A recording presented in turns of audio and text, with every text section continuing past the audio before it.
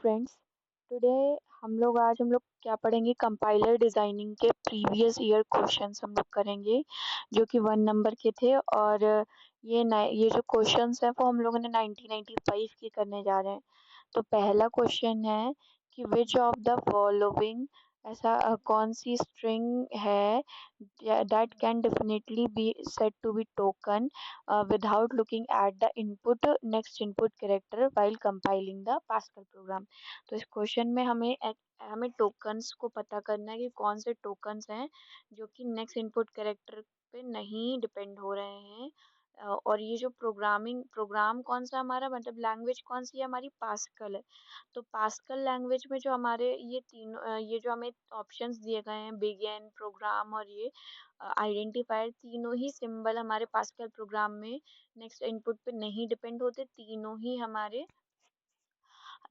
हमारे एक टोकन्स हैं। टोकन क्या मतलब कि हमारे वो कीवर्ड्स हैं, आइडेंटिफायर हैं, तो टोकन ये होते हैं। तो तीनों ही हमारे टोकन्स हैं। तो इसमें जो आंसर होगा वो ऑल ऑफ द अबव होगा। ठीक है, ये हमारा सेकंड है कि इन सम प्रोग्रामिंग लैंग्वेज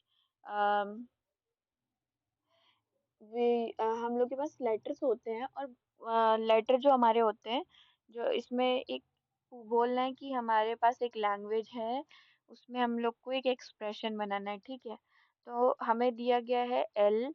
एल होना ही चाहिए, एल डेफिनेटली होना ही चाहिए। L must be followed by any, फिर क्या बोलते हैं, एल होना ही चाहिए। फिर उसके बाद कहा गया कि इट शुड बी लेटर और डिजिट, मतलब ये जो एल है वो तो कंपलसरी है। उसके बाद ये लेटर भी हो सकता है, मे बी लेटर भी हो सकता है, मे बी डिजिट भी हो सकता है। तो हमें एल प्लस डी करके हमें क्या करना है, फिर हमें ये कितने भी टाइम हो सकता है। हाँ, तो ये वाला सिंबल, तो ये हमारी एक्सप्रेशन हो गई है। तो इन चारों में से ये वाला सिंबल है, ये वाली जो एक्सप्रेशन है हमारी इस ऑप्शन के लिए। तो इसमें देखो एल जो है वो एल स्टार्टिंग में है, और ये जो एल प्लस जी है वो, ये इसमें भी एल प्लस जी है लेकिन इसमें एल स्टार्टिंग में नहीं है, इसीलिए हमारी ये गलत है। क्योंकि एल मस्ट बी, एल हमारा स्टार्टिंग में होना ही चाहिए, मस्ट होना चाहिए। तो हमारी सेकंड बी ऑप्शन सही है। थर्ड क्वेश्चन है कि हमको नंबर ऑफ टोकन्स पता करने। ठीक है, तो टोकन्स क्या होते हैं, हमारे आइडेंटिफायर सिंबल्स लाइक दैट।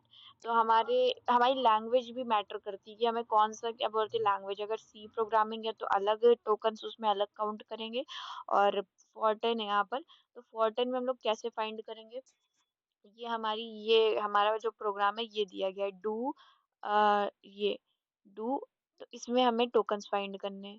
तो हमारा पहला, अगर, तो हम बहुत सारे लोग कंफ्यूज हो जाते हैं, इसमें वो सी प्रोग्राम के टोकन्स लिख देते हैं। तो अगर सी प्रोग्राम में टोकन होंगे तो इसमें तो यार डू एक हो जाएगा, 10 एक हो जाएगा, दूसरा 10 दूसरा, देन आई तीसरा, इक्वल टू चौथा, और पांचवा। अगर सी प्रोग्रामिंग के हिसाब से देखें तो 5 होंगे, लेकिन यहाँ पर कोई 5 ऑप्शन ही नहीं, तो इसका मतलब यहाँ पर ये नहीं होगा।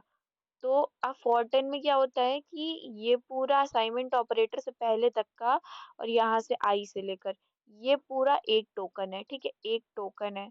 ये वाला डू जो है वो नेक्स्ट इनपुट पे डिपेंड कर रहा है, तो ये पूरा एक टोकन है। और फिर जो असाइनमेंट ऑपरेटर है वो हमारा एक टोकन है। दूसरा मतलब हम एक टोकन मतलब दूसरा टोकन असाइनमेंट ऑपरेटर है। तीसरा टोकन हमारा 1.25 है। तो हमारा यहाँ पर 3 टोकन्स है, तो ये ऑप्शन नंबर 3 सही है। अगर ये जो क्वेश्चन है वो 1995 में आया था, ये भी, और ये भी 1 मार्क्स का है। तो कितना इजी है, बस इसमें टोकन्स फाइंड करने, बस हमारे लैंग्वेज मैटर करती है कि कौन सी लैंग्वेज है। अगर हम लोग बिना देखे कर देंगे तो गलत हो जाएगा। अगर आपको इस क्वेश्चन में कोई दिक्कत हो तो कमेंट बॉक्स में ज़रूर बताएं। Thank you so much.